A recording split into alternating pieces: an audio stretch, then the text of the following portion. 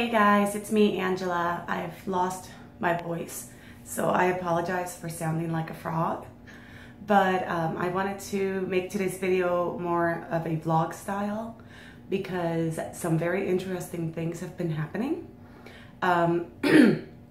Back in July, I think July 29th, I put up a video called, I'm finally divorced. And come to find out a couple of weeks later that I actually was not divorced yet. I was still legally married.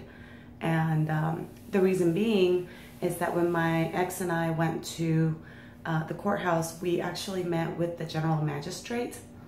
And we thought, we were both under the impression that once we went through all the paperwork with them, that divorce would be final. Well, it turns out that it wasn't. It still had to be signed off by a judge. Well, they took their sweet time in looking over everything. I called about a week after that, and they told me that the judge had to sign the paperwork in order for the divorce to be considered legally finalized. So I was like, oh, wonderful. Here I am thinking I'm already divorced, and I wasn't. So today, finally, I got the email from the courthouse notifying me that the judge had signed the papers and now we are actually, truly, really divorced. So I got that email just before leaving work.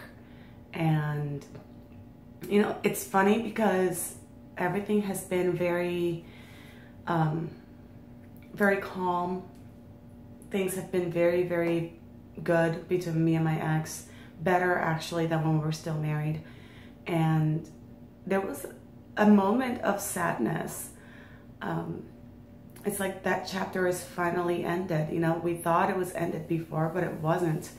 And now that I see the signature on the paper with the judge's name on it, and I know that today is the actual date that my divorce was finalized, there's a little bit of sadness to close out the last 12 and a half years of my life that I was married to him. He's not a bad person. He's a great person. And even now, even though we are separated and divorced, he still encourages me and supports me and has my back. Even when it comes to his family, he still, stands by me if they're in the wrong. He doesn't take their side just because I'm the ex, So that's a really huge deal. So yes, I am happy to be single again. I am happy that we have a better relationship now than we did then. But yes, I am also a little saddened to see that part of my life come to an end. He wasn't the worst husband in the world. He wasn't the best husband in the world. Everyone's not perfect, but in the end, it just came down to just not enough, just not enough. There's more attention to the children. There's more attention to me. There's more attention to each other as friends, without having that tie, that those expectations that join a husband and a wife. So was this decision for the best? Yes, it absolutely was. I wouldn't change my mind. I wouldn't wish I hadn't done it. Wish I hadn't asked for the divorce, because even though I'm struggling and I'm frustrated and I'm terrified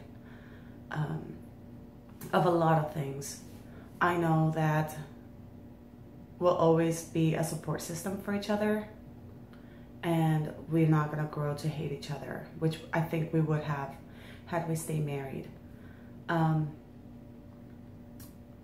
terrified of my car dying. The transmission is starting to slip, and it's really frustrating.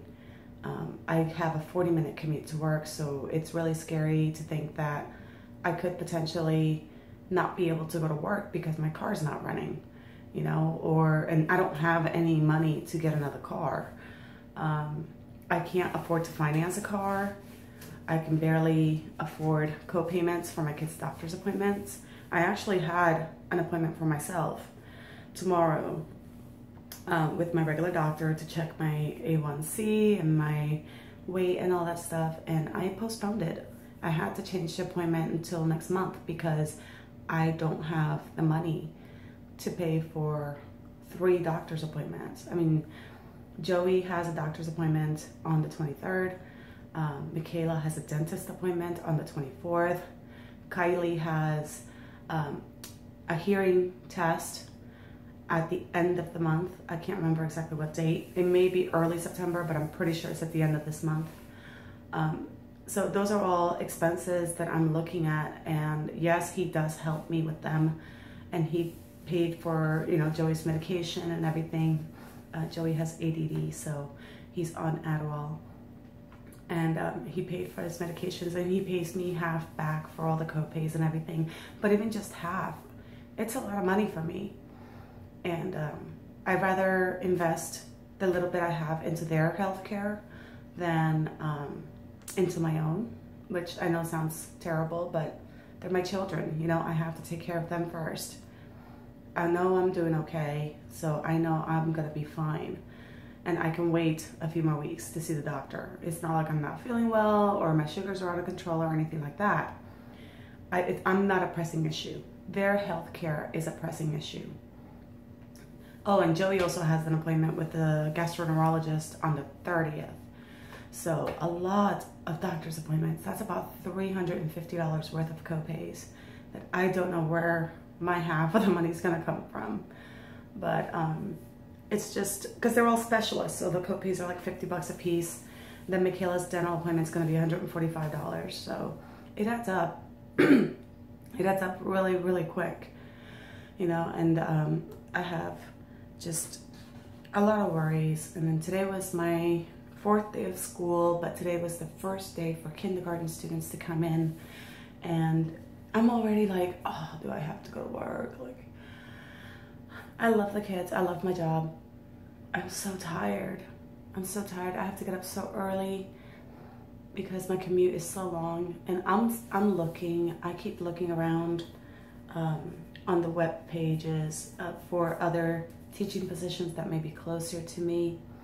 And I know there's a high school that is going to be looking for another art teacher, but they're even further away than where I am now, so that wouldn't work.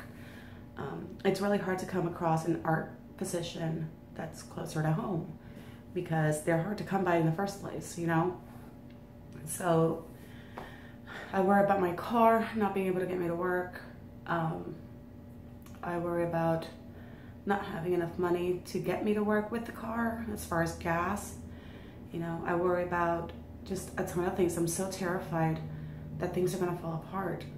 You know, like right now I wasn't able to renew the insurance policy for the mobile home that I have because they wanted a down payment that was so high. I just didn't have the money. It wasn't like I could find the money or get it from someone else. There is no one else. You know, I just didn't have the money. So the logical thing for me was to let that go, at least for now. If I can renew the policy later on, then I will. But that to me is not a priority this very second. And out of everything I have to deal with, that's last on my list. So anyway, I just wanted to get on here and let you guys know what was going on. I haven't done vlogging in a little bit, and I wanted to take a break from all the makeup videos. So I do have a couple of items that I want to do a video on to review. I also have the Dollar Tree makeup challenge coming up. I'm still trying to find that concealer, that elusive concealer that just does not show up anywhere. And I have to do, what else did I want to do? I can't remember what the other one was, but I hope you guys got a chance to see my Power of Makeup video. If you didn't, I'll leave the link of it down below so you can catch that. Congratulations to Nikki for the release of her Power of Makeup Too Faced palette collaboration. And I will see you guys on tomorrow's video. Thank you so much for watching. Don't forget to subscribe and to follow me on social media. I am Angela That Babe on Instagram and YouTube That Babe, on Twitter and Snapchat. That is the letter YouTube That Babe. And that's it for today's vlog. I hope that you guys will continue to follow my channel. I appreciate each and every subscriber. I love you guys, and I will see you tomorrow. Bye-bye.